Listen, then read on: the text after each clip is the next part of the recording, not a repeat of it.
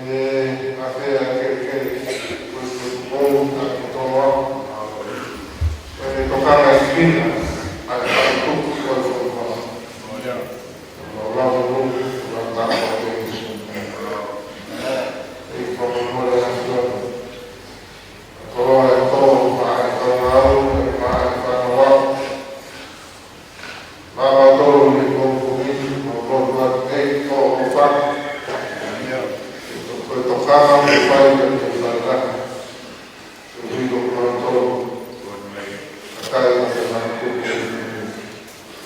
tentang keluarga orang lain. Kon bawa kiai penolong sama di boleh takut mungkin tak ini nggak mana kau di waktu ini tapi itu bukan lagi ada bukan mungkin saya kita memulai lagi atau di buku atau anak atau Sisu Christ na yang main motor.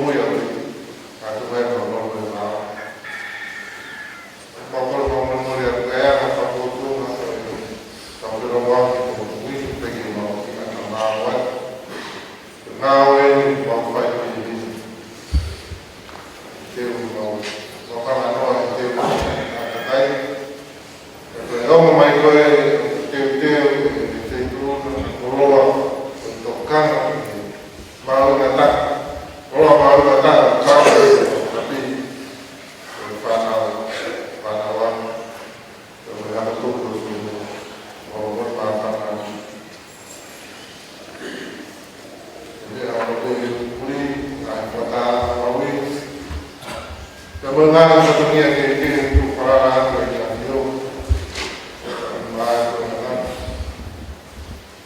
main dengan pasal tokangan lagi dalam hari itu kalau tu semua kita oleh tanah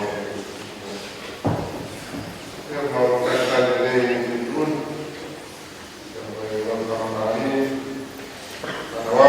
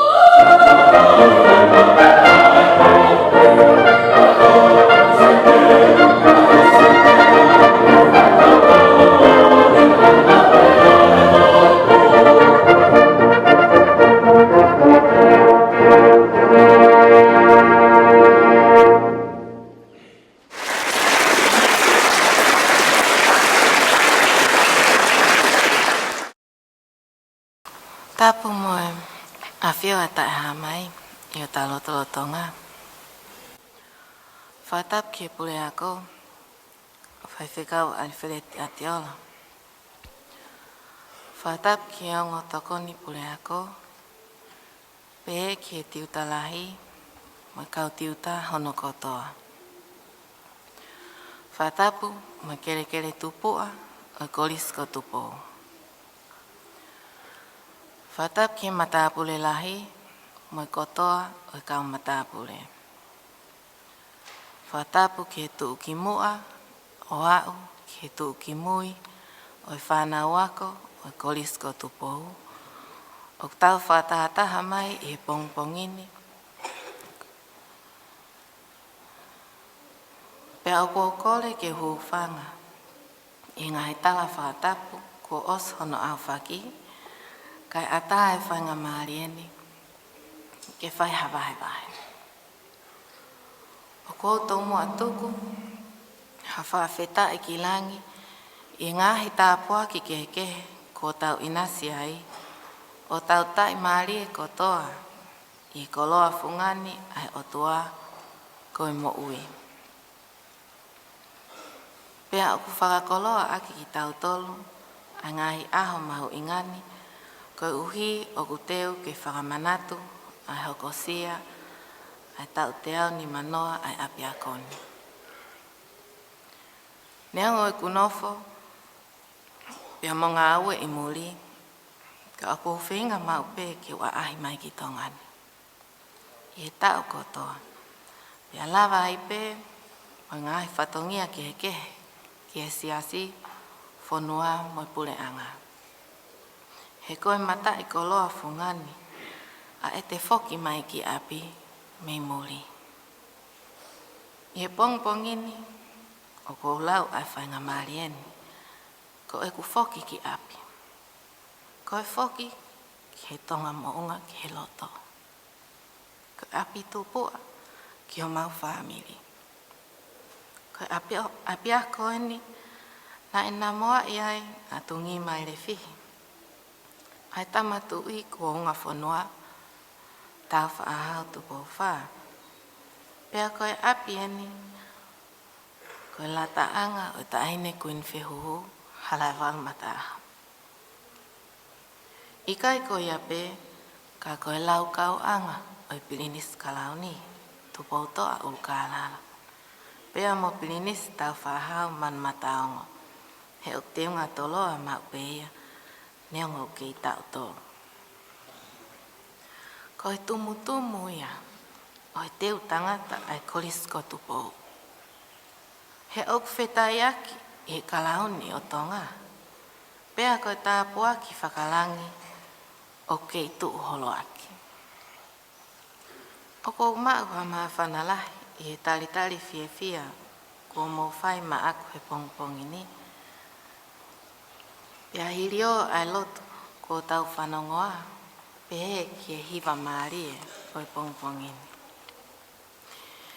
I e kwa ahi mai, ko eni ki tonga ni, o ko tuku taimi i e wikeni ki o ahi ai, ki hangahi api ako eni ihi i tonga tapuni. Ke whai hawahe, pea mohono toka ngai kina, ai mahu inga, o e toka ngai, o e mo ui loa tolu, ai tamasii, o e tahine ako. Tau te fito ke whaka ehi, me he ngahi wā kovi whaka api ako.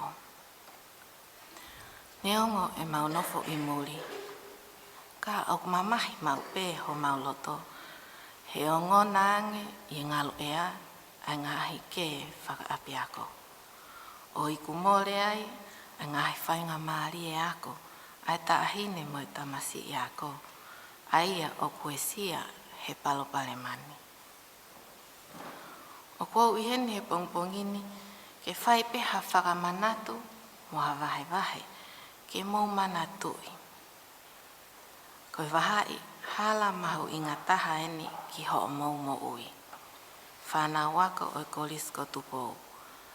Ai taimi, o teu ia i koe, i ako angani. Ai mahu inga ke mou talango fua, ki ngahi ako naki kotoa, ai pule ako, moi kau tiuta. Koe tokanga ki he ako, ke lava o kumi hao mo ui he kaha u. Pea koe nofo melino, koe mau luta anga ia ha whanua. I he whunga waka whakatiplometika, o kua fua whatongia e. O ikai haka venga mahu inga, e toi mahulu ange i he nofo melino. Ai nofo melino a ngahi whanua. Nofo melino a ngahi matakari. Mo nofo melino a ngahi kakai kotoa o i kolope. Hange ko ia ko tau lau ilo kotoa ki ai. Ko nofo melino, o kune whanau i ai tuu maari e whakai maaman lahi. Pe koe prosperity. Moi palo mesi, ki ha kahau o kumalu, pe koe security. Ko iai kolisko tupo, o whake hoko ai ngahi teu kotoa pe o whai maau, koe whakatua melie anga ki he whamiri, siasi moi whanua. Koe tonga ia o kumo unga aki honoloto. Koe ngahi ako nekina kotoa ko ke a usia, lolotonga ho ihe ako angani. Koe mui ki ngahi talatalai whare, moi whaka uta ai api akoni. Ke mau hatonga monu ia. Hatonga i e kaha u, ko honau kau taki, koe kau taki lotu, kau paremia, kau minista, moi kau tuu ki mua, ko e whanau tama o kolis ko tupo. Whamalo atu ke pure ako, mo e kautiuta, he mau whainga maari e ke whakahoko ai vai ko e ni. Pea malo e teu tangata maatonga. O ko atu tala monu ki ngahi ngā whakotoa o ko hanganaki mai i he tau ni. O whake mauma o hawha ahi tau ako monu ia, mo ola whakawhiawhia. Pea o whake hifo e keres ai o tua. O whakakakato si o mofua whatongia kotoa pe, i he te wake kātoanga o kolisini o whātu.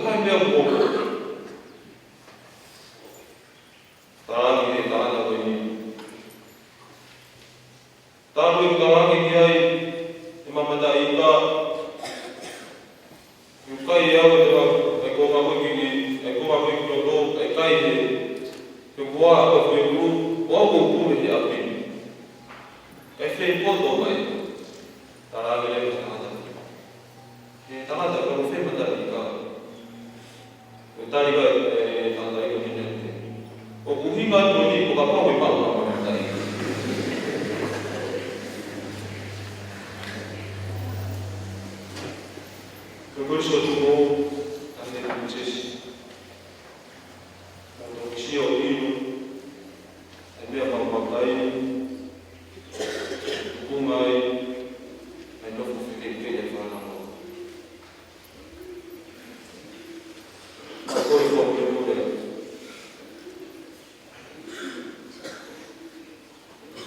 Nabiai ni mafai mata. Kau yang mau fana, makoi kwa mwenye. Makoroa kutoa kumukoi. Makoroa iya kata.